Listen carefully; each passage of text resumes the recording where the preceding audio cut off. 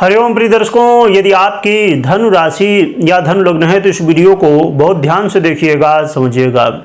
इस वीडियो में हम समझने वाले हैं कि 15 दिसंबर 2024 से अब सूर्य का परिवर्तन होने जा रहा है।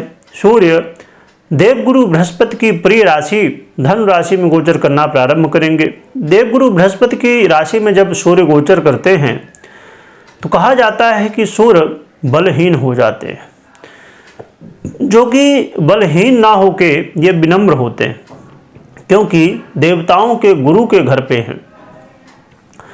बल्कि देवगुरु बृहस्पति के सानिध्य में आके ये बली हो जाते हैं। इनके घर में आके इनको कहा, अब जैसे नॉर्मली भी हम देखें तो गुरु के सानिध्य में आने की वजह से ये कहीं न कहीं और भी ज़्यादा ज्ञान और बल की प्राप्ति इनको होने वाली है। और ये परिवर्तन क्रमशः मूल पूर्वाषाढ़ा और उत्तराषाढ़ा यानी केतु, शुक्र और स्वयं के नक्षत्र में गोचर करते हुए अब देखा जाए तो आपके लिए बड़ी ही महत्वपूर्ण स्थिति इसलिए भी है क्योंकि ये आपके ही राशि में होने जा रहा है। आपके लिए भाग्येश भी हैं, इसलिए बड़ा ही श्रेष्ठ फल देते हैं। और आपने देखा होगा कि देवगुरु बृहस्पति की ये ऐसी राशि है जो कि इसमें कोई ग्रह उच्च का ना होता है ना नीच का होता है। राहु केतु की इसमें गणना नहीं है। बाकी अन्य ग्रहों की स्थिति, क्योंकि राहु केतु को सर्वसम्मति प्राप्त भी नहीं है। तो देखा जाए तो एक ऐसी राशि जिस राशि में कोई भी ग्रह ना तो उच्च का ना तो नीच का हो पाता है। प्रिय दर्शकों, यहाँ पर आइए अब समझते हैं क्या फल हमें मिलेगा। प्रिय दर्शकों, आपके जीवन में इसमें यश, प्रतिष्ठा, मान सम्मान में वृद्धि होगी। आपके जीवन में, आपके विचारों में इस समय निर्णय लेने की क्षमता रहेगी, जिससे आप बड़े बड़े निर्णय भी ले सकेंगे। वो निर्णय जो आपके लिए हितकारक हो सके। आप यदि व्यापारी हैं तो आपके व्यापार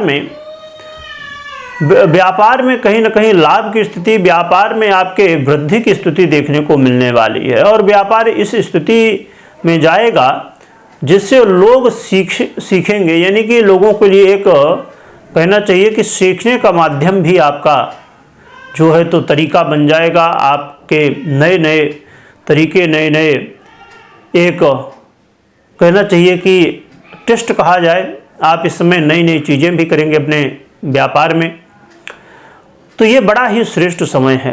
दाम्पत्य जीवन के लिए भी बहुत श्रेष्ठ है, परंतु यहाँ पर हमें थोड़ा सा इस बात का ध्यान रखना है कि अपने अहंकार को हम साइड में रख दें थोड़ा सा। यदि हम अहंकार दिखाएंगे एक दूसरे के प्रति, फिर ये रिश्ता ही किस चीज़ का है।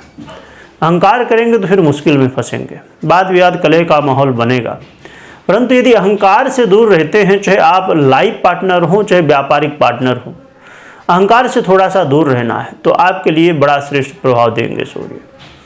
साथ में यदि आप कोई नया स्टार्टअप शुरू करना चाहते हैं, आप अपने जीवन में चाहते हैं कि मैं कोई नया व्यापार करना चाहता हूँ, उसे प्रारंभ कर दूँ, तो उसके लिए भी बड़ा ही श्रेष्ठ समय है। तो इसमें आप कर सकते हैं। इसके अलावा आप देखेंगे इस समय भाग्य का साथ मिलने की वजह से आपके कई सारे ऐसे काम जो रुके हुए थे उनमें अब आपको सफलताएं देखने को मिलने वाली हैं। साथ में पिता के साथ यदि अनबन की स्थिति बनी हुई थी तो वहाँ पर अब ये दूर होगी समस्या। पिता के जीवन में भी कल्याणप्रद स्थितियाँ बनेंगे और ससुराल पक्ष से जुड़ी हुई समस्याओं को भी आप देखेंगे कि दूर होती हुई दिखाई देंगे। इस समय यात्रा में कहीं ना कहीं धार्मिक यात्रा करने का मौका मिल सकता है। और उन विद्यार्थियों के लिए बड़ा ही श्रेष्ठ समय है जो उच्च शिक्षा हासिल करना चाहते हैं। तो देखा जाए तो ये सूर्य का परिवर्तन आपके जीवन में, धन वालों के जीवन में बड़ा ही श्रेष्ठ है और बड़ा लाभदायक सिद्ध होने वाला है। रही बात कि उपाय क्या करना चाहिए जिससे हमें और भी अच्छे फल प्राप्त हो सके, तो एक तो भगवान सूर्य की आराधना करिए। और आराधना में सर्वश्रेष्ठ स्थिति ये रहेगी कि आराधना तो हम करते हैं, आराधना में पूजा पाठ जो भी करें, अर्घ बहुत महत्वपूर्ण होता है सूर्य के लिए, तो अर्घ जरूर दीजिए। समय का ध्यान रखिए। किसी से आपने वादा किया है हम इतने बजे आएंगे, तो आपको 5 मिनट पहले पहुंचना है, ना कि लेट पहुंचना है। आपको अपने जीवन में बिल्कुल भी, यदि सूर्य जैसे ग्रह को प्रसन्न करना चाहते हैं, और सूर्य को क्यों प्रसन्न करेंगे, क्योंकि ये आपके भाग्येश हैं, और जब भाग्य प्रबल हो जाए, भाग्येश प्रबल स्थिति में हो, तो जीवन में आप जानते हैं कि बड़ी आसानी से बहुत सारी चीज़ें हमें प्राप्त हो जाती हैं। तो इसलिए आप अपने जीवन में ये नियम बना लीजिए कि आपने समय का बहुत ध्यान रखना है। आपको अपने जीवन में इस चीज़ का बहुत ज़्यादा ध्यान रखना है। प्रिय दर्शकों, इसके अलावा आप जो है भगवान विष्णु या उनके कहीं आसपास अवतार रहें, जैसे राम जी, कृष्ण जी, उनके मंदिर हों, आसपास विष्णु जी का मंदिर हो, राम जी का हो, कृष्ण जी का हो, वहाँ जाइए और भगवान का आशीर्वाद लीजिए, आराधना पूजन करिए, इससे कल्याण होगा। कोई बड़ा महत्वपूर्ण निर्णय ले रहे हैं तो सबसे पहले अपनी जन्म कुंडली का विश्लेषण अवश्य करवाएं, इसके बाद ही निर्णय लीजिएगा।